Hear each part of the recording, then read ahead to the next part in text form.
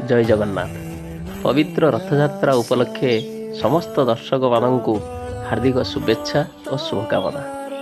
विश्व प्रसिद्ध विश्व नियंता प्रभु श्री जगन्नाथ, श्री बलभद्र, माँ सुभद्रा तथा प्रभु सुदर्शन पवित्र रथयात्रा उपलक्षे आमे आज प्रस्तुत करने को जाऊँ एक शुद्ध सात्विक व्यंजन, जहाँ प्रत्येक ओडिया घर हांडीशाल आरंभ कर विश्वर बृहत्तम भोजनालय श्रीक्षेत्र आनंद बजार पर्यंत बहु प्रसिद्ध अटे।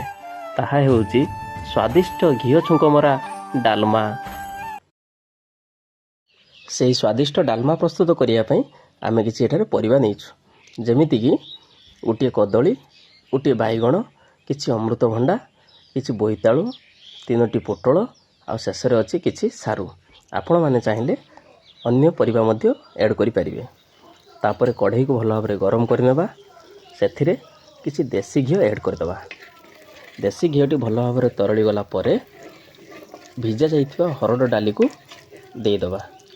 घंटाए पूर्वर आम हरड़ डाली को भिजई रखिथिलु। तापर हरड़ डाली को घी सहित भल भाव गोलैकी किछि पानी ऐड करदेबा। आपण चाहिए एठारे मुग डाली मध्य किछि मिसई पारिबे। आ मुग डाली मिसैया पूर्वर आपण ताकू टिके भाजी देइथिबे।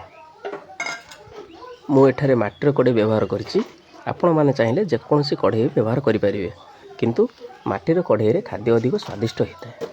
तापर किछि लुण ऐड करदबा, किछि हलदी, ता सहित 2टी तेजपत्र भल भाव या मिसेकी गोलई सारा पर आम ताको ढांकी दबा अधा सीझा हेबा पर्यंत।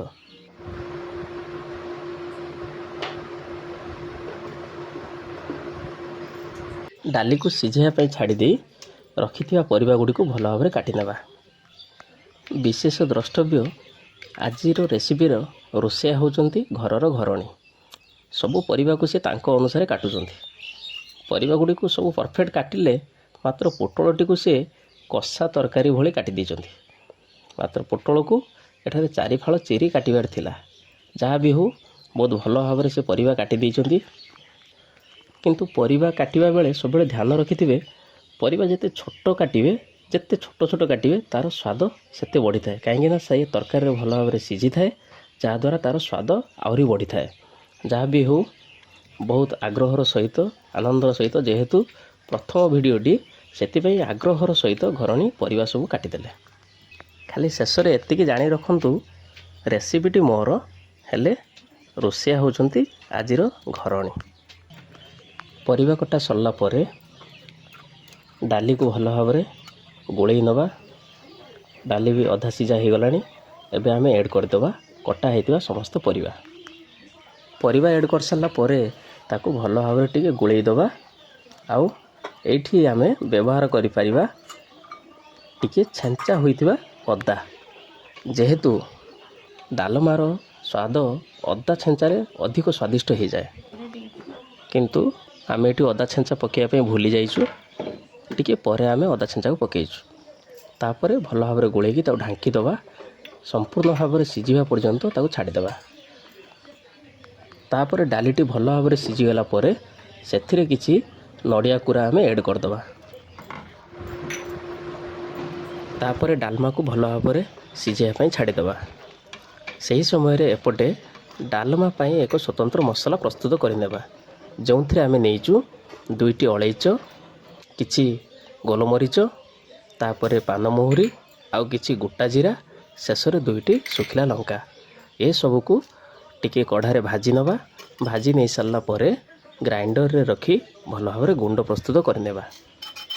भल भाव गुंड हो गला परे ताकू डाली रे मिसई डालमा रे मिसई दबा।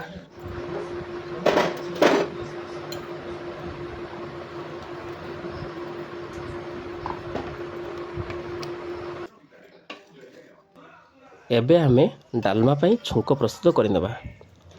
गोटे छोट कढ़ई बसैबा। कढ़ई रे देसी घी 1 चामच ऐड करिबा। घीटी भल भाव गरम होला परे किछि 5 फुटण पकेइबा। तापर किछि चंदनी ऐड करिबा। चंदनी को वेस्ट बेंगल रे कहा जाए रामधनी। बहुत महक तार। तापर भल भाव फुटीगला परे डालमारे पकई ताको ढांकी देबा। 3 ରୁ 4 मिनिट ढंकिला परे ଢାଙ୍କୁଣୀ ଖୋଲି ତାକୁ ଭଲ ଭାବରେ ଗୋଳେଇ ଦେବା। ଆଉ କିଛି ସମୟ ତାକୁ ଫୁଟେଇ ଦେବା। 2ରୁ 3 ମିନିଟ୍ ପର୍ଯ୍ୟନ୍ତ ତାକୁ ଫୁଟେଇ ସାରିଲା ପରେ ପ୍ରସ୍ତୁତ ହୋଇଗଲା ଆପଣଙ୍କର ଛୁଙ୍କ ମରା କାଦୁଆ ଡାଲମା। ପ୍ରସ୍ତୁତ ହୋଇଥିବା ଡାଲମାଟି ଆଖିକୁ ଯେତିକି ଆକର୍ଷଣୀୟ ଲାଗୁଥିଲା, ଜିଭକୁ ମଧ୍ୟ ସେତିକି ସ୍ୱାଦ ଲାଗୁଥିଲା। ତେଣୁ ସମସ୍ତ ଦର୍ଶକମାନଙ୍କୁ ଅନୁରୋଧ, ଆପଣମାନେ ନିଶ୍ଚୟ ଏହି ପ୍ରଣାଳୀରେ ଗୋଟିଏ ଥର ଘରେ ବନାନ୍ତୁ ଏବଂ ଖାଆନ୍ତୁ। ବହୁତ ସ୍ୱାଦିଷ୍ଟ। ତେଣୁ ଶେଷରେ ଏତିକି ଅନୁରୋଧ, ଭିଡ଼ିଓଟି ଯଦି ଭଲ ଲାଗିଥିବ ଗୋଟିଏ ଲାଇକ୍, ସେୟାର ଏବଂ ସବସ୍କ୍ରାଇବ୍ ନିଶ୍ଚିତ କରିବେ। ଧନ୍ୟବାଦ। ଜୟ ଜଗନ୍ନାଥ।